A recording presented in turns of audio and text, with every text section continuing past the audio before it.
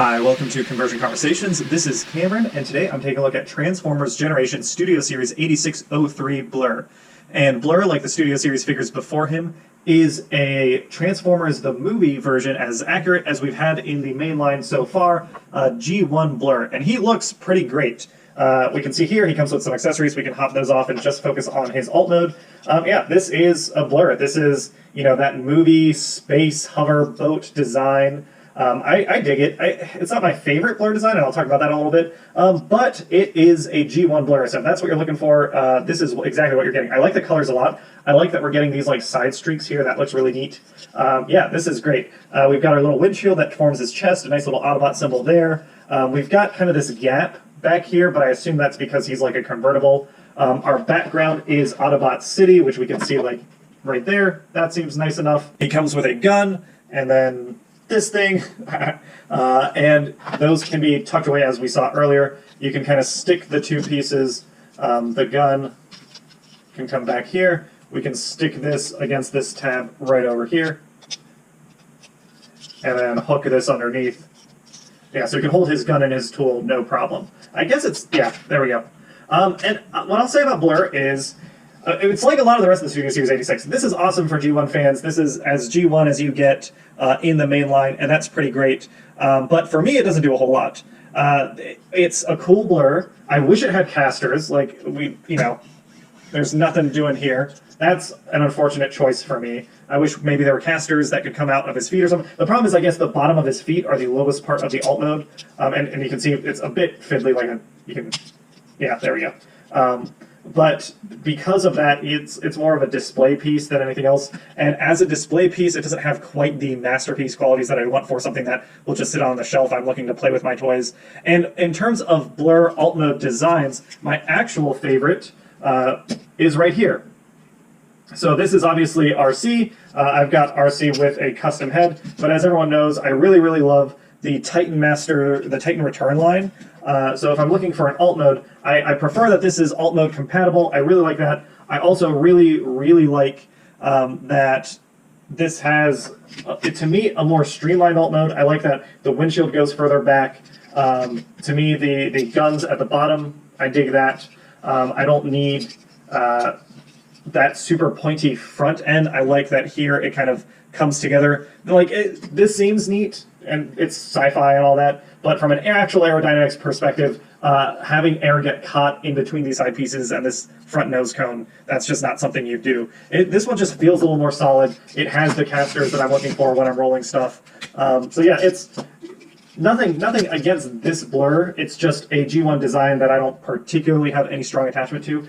So that was RC, and you might be wondering, well, is this the first time you've actually gotten Blurr in your collection? And that answer to that is no. The Blurr that I currently have in my collection is animated Blurr, and animated Blurr is amazing. This is a design I really, really, really like. I think it captures the G1 motifs, and it looks futuristic. Oh god, I love these hollow wheels. That's so cool. That's the coolest thing in the world to me. I like his little back piece, mimicking the original piece. I like that he's, an obvious car. The colors work for me. Everything about this to me says speed.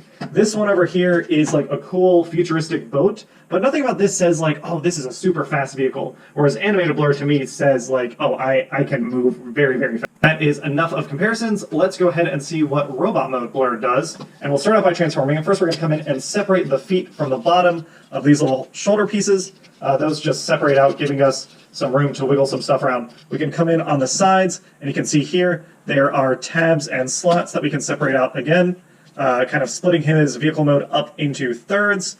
With those pieces moved forward, now we can come in on the back of his car, his space car thing, and we can separate out the leg shins, letting us flip the legs out and away, and then separating the legs, again, another tab that can be pulled apart. That's just, oh, that one does not want to come undone. It's locked right down here. There we go.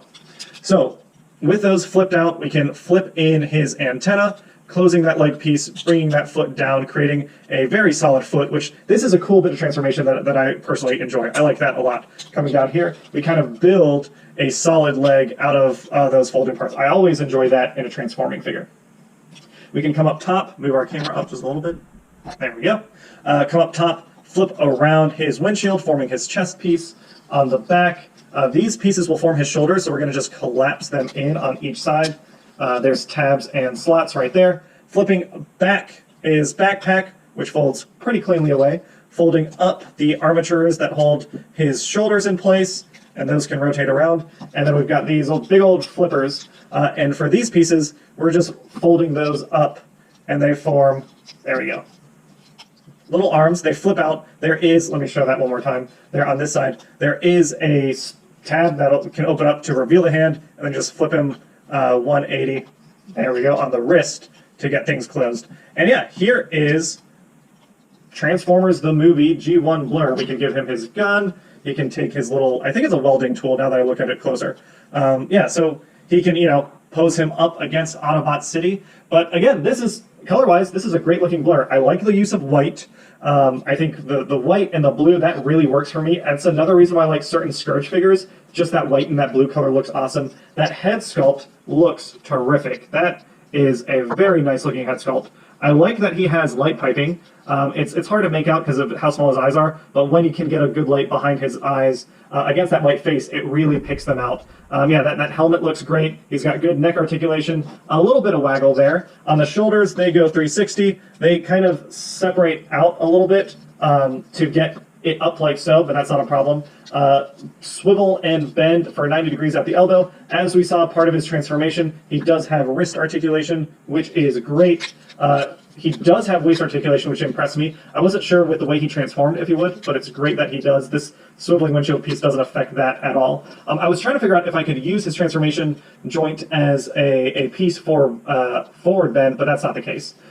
We can come in on his waist. It's very flexible, 90-degree bend. It's really the boot cut that gets in the way there. And then, of course, we have great ankle tilt. So yeah, very posable. He looks pretty great in all sorts of dynamic poses. You know, you can get him, I wish he could look up because of how fast Blurr is supposed to be. I kind of want him to look up as he's like running, like in kind of a pose like this, where he's looking forward. It's a little unfortunate that he can't. For my copy, this left hip and knee is just a little loose, but other than that, no real complaints here. So let's see what he looks like compared to some other guys. All right. So here is Blurr next to my generic pink Auto Trooper. And yeah, I mean, obviously this is the more accurate Blurr, but something about just the way certain parts of the body were used, I think in terms of bot mode, like this was a pretty neat, the Titan's Return mold was a pretty neat use of the design of Blurr to do something really, really cool. And I just like the Titan Master concept, and it just worked for me. But if you're looking for a Blurr, I think that most people would prefer the Studio Series Blurr figure over the mold that this one was based off of. But for my Blurr designs, what I need is Blurr to look fast. He's got to look really, really fast. And in that vein, my personal Blurr is, again, the animated figure. And, I mean, to me, this guy just screams speed. He's lithe and tall, and I really, really like kind of the way his wheels become his legs, parts of his legs, his long limbs. He's still pretty dynamic in his poses.